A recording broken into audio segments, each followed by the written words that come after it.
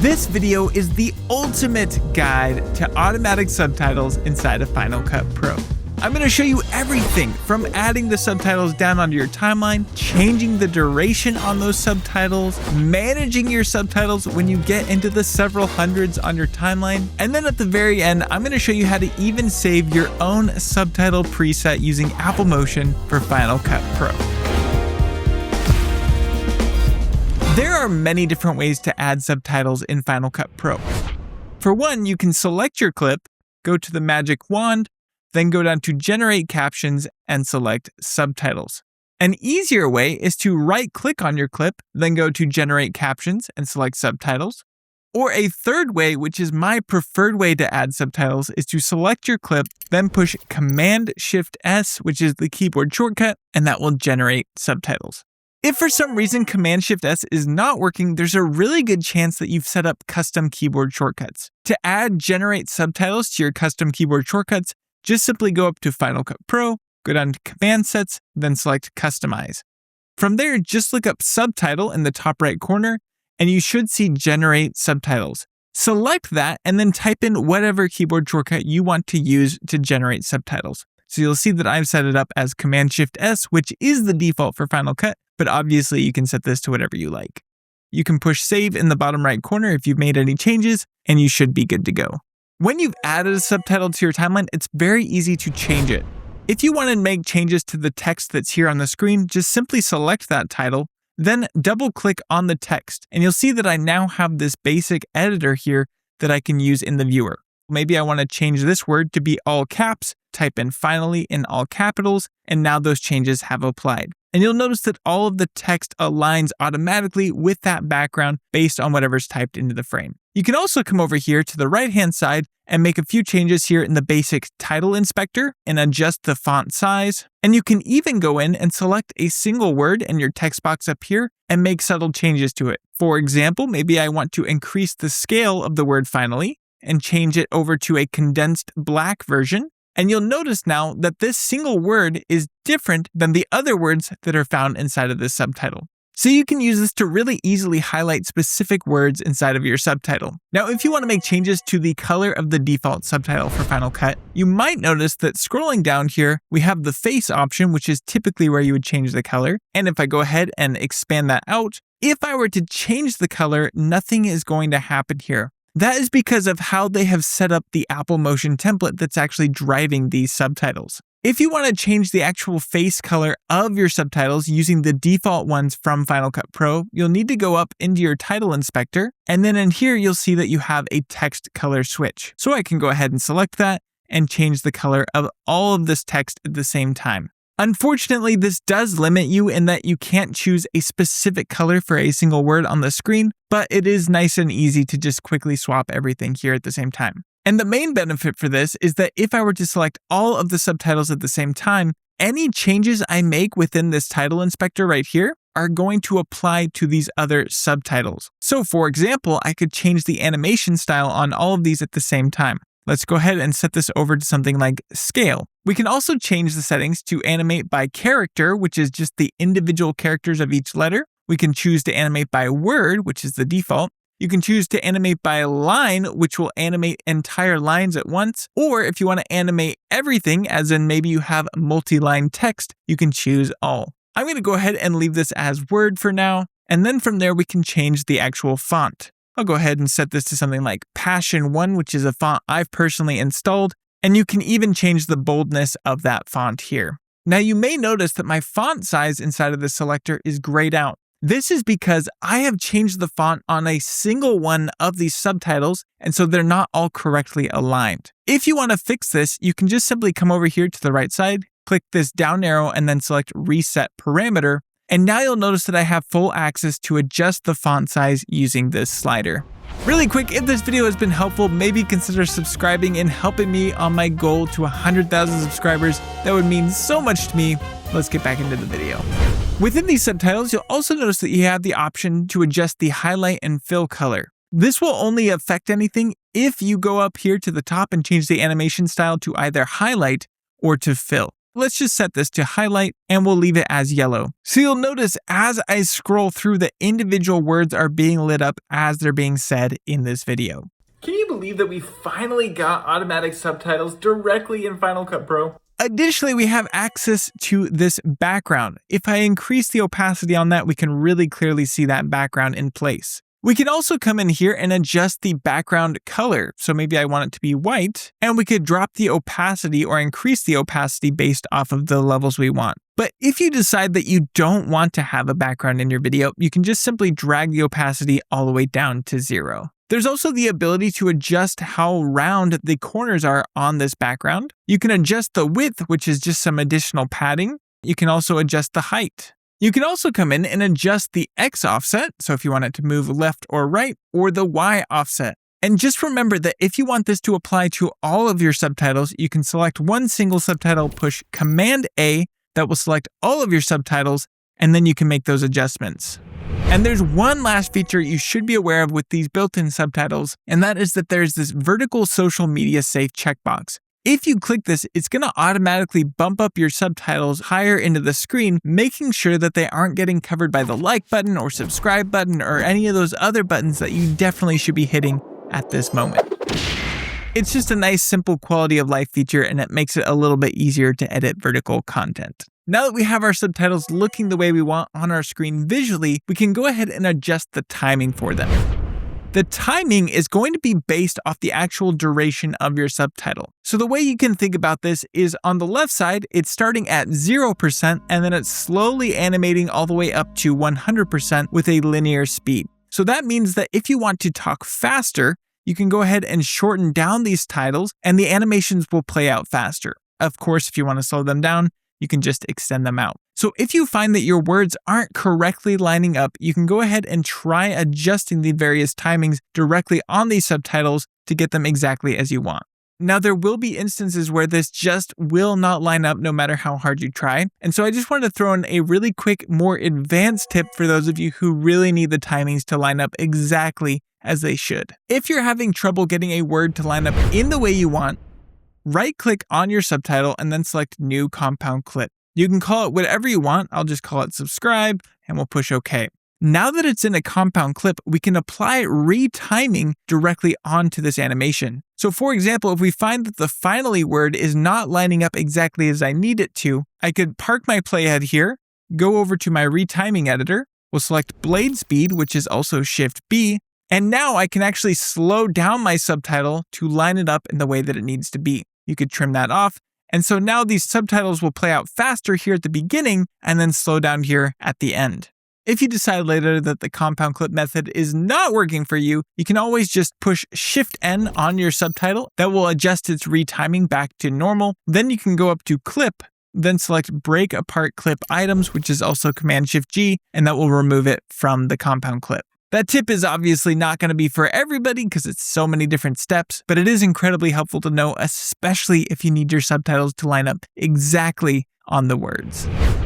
Now you might have noticed that my subtitles actually have a whole lot of words here on the screen, and maybe I want them to only show 1 or 2 words at a time. Well, to do that, you're unfortunately going to need to delete all of the subtitles that are currently on the timeline. So I'll just select one, push Command A and delete. Then you can always go up to Final Cut Pro, Settings. You can achieve that with Command, comma as well. Jump into the editing panel. And if you scroll down here to the bottom, you'll see that the default is set to 2 seconds. If you want a really short subtitle, say only 1 word at a time, you can set this down to a value all the way down to 0.1, and that's the lowest value you can go to. If you want really long subtitles, you can also take this all the way up to a total of 5 seconds. So there is a pretty good range of flexibility here with this menu. Just dial it into a place where you're happy, maybe figure out your cadence of how fast you're speaking, and that is a great place to start. I like this to be around 1 second, so I'll just set that to 1 for the remainder of this video. Once you've done that, you'll need to regenerate all of your subtitles. So let's close this out. We'll push Command Shift S, and that will regenerate, and you'll notice that the subtitles are quite a bit shorter. And just for the heck of it, let's go ahead and set this all the way down to a value of 0.1 just so you can see how short these can get, and regenerate one more time. Can you believe that we finally got automatic subtitles directly in Final Cut Pro? That is definitely really beneficial, especially if you're doing vertical content and you just want a constant barrage of text flying in your face. Now, maybe you have found that the default subtitles in Final Cut Pro just don't have the visual flair that you're hoping for. Fortunately, subtitles in Final Cut Pro can be absolutely any title you have previously installed. If you want to change to a different subtitle type, you can come up here to your titles and scroll on through and find the title that you would like to use. I just released a brand new pack of over 50 handcrafted subtitles for Final Cut Pro designed for Final Cut Pro's subtitle system. So if you're interested, you can check out the links down below.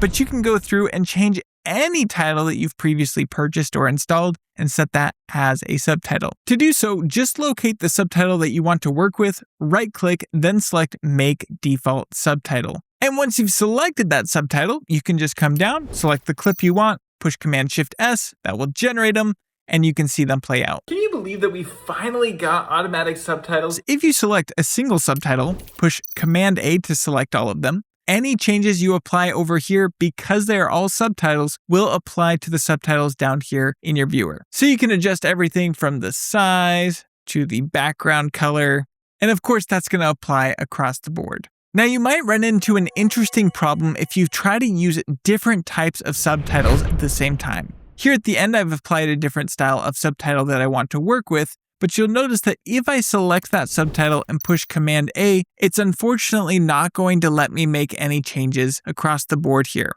This isn't always going to be the case. If two subtitles happen to have some matching settings, they actually will show up here inside of the title inspector.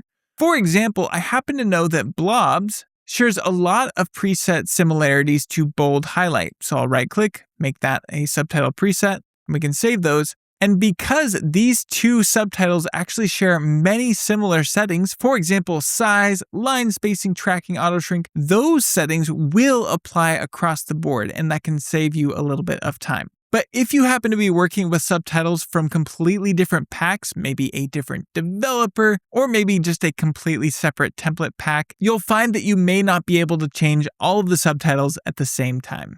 Now, way earlier in this video, I showed you a whole bunch of ways to add subtitles, but there is one last way I want to quickly cover, and that is that you can convert closed captions over to subtitles. Closed captions are the actual text file you can upload to, say, something like YouTube and have them enabled or disabled, whereas subtitles are actual titles visible within your video. If you want to convert your closed captions over to subtitles, simply select one, then push Command A to select all of them, right-click, and then you'll want to go down to Duplicate Captions to Subtitles. When you do this, though, just be aware of the fact that they're going to be the same duration as your captions. If we jump back into my settings panel, you'll notice that my closed captions are 3 seconds in duration, whereas my subtitles are only 1 second in duration. So if I were to duplicate these captions over to subtitles, they would all be 3 seconds in length because that's when I generated the closed captions. Keep that in mind, but this can be really handy if you've happened to already generate captions on your timeline. Another super helpful tip for managing your subtitles is lining them all up on a single layer. You'll notice with this particular video, I have a whole bunch of subtitles, but they're intermixed with my video and it's a little bit hard to deal with them. Obviously, you can push Command A to select all of them and you can make some changes over here on the right side if you need to. A really handy tip is to think ahead before you apply your subtitles. So I'm going to go ahead and delete these. What I'm going to do is come to the very end of my timeline, push O, and you'll see that that creates a range over the entire duration. From there, I'm going to push Option A, and that will add in an adjustment clip on the top. Now that I have that adjustment clip, I can go ahead and select everything and generate all of those subtitles. And now that they've been generated, you'll notice that they're up here above the actual adjustment clip. So that can make it a lot easier to manage them. And then a bonus tip, as long as your subtitles are in a single line, unlike some of these that are popping up at the top, you can always push Command G and that will create a secondary storyline. So now you can select that and drag this around absolutely anywhere on your timeline. Just know that because there's so many cuts happening with this particular subtitle setup, it can tank performance on your computer, so just be aware. But what's really nice is now I can push Option up and down arrow, and you can see how I can very quickly adjust the height of these subtitles on my timeline all at once. There's one last super handy tip you need to be aware of if you have Apple Motion. Even if you've never used Motion a day in your life, as long as you have it installed, this is going to be a helpful tip for you. You can actually create a saved preset version of Final Cut Pro subtitles to use over and over again. To do so, just scroll through all of your titles until you find Subtitles. Then in here is the default subtitle that Final Cut Pro has access to. From there, right-click on it and then select Open a Copy in Motion. If you want to make changes to this title template, just simply go up to the project panel up here at the top, then go over to the left side under the inspector, and in the project tab, you should see all of the exact same settings that you had access to in Final Cut Pro. That means that if you find that you are using maybe the scale in animation, you really like to use a specific font, you definitely want the scale to be a little bit larger, maybe 200, and I'll park my playhead here so you can see it. Plus, you find that your text color always has to be a certain color. Maybe you use a different highlight version. You can change all of these various settings directly here in Motion. And once you're ready, you can just save that and then select Save Original or Save as Duplicate if you want a special name for it, but we'll just do Save Original. Then back in Final Cut Pro, you can right-click and select Make Default Subtitle on that copy. And now if we generate it, all of those changes will be applied by default. So you don't need to constantly go in, make all those changes here. They'll just be set up and ready for all of your future videos, saving you a whole bunch of customization time. Hopefully this video was helpful to you in some way. If it was, consider pressing that like button and consider subscribing. Also, don't forget to check out my Pro Subtitles pack linked down below with a special discount code just as a thank you for watching this video. I cannot wait to see you in the next one.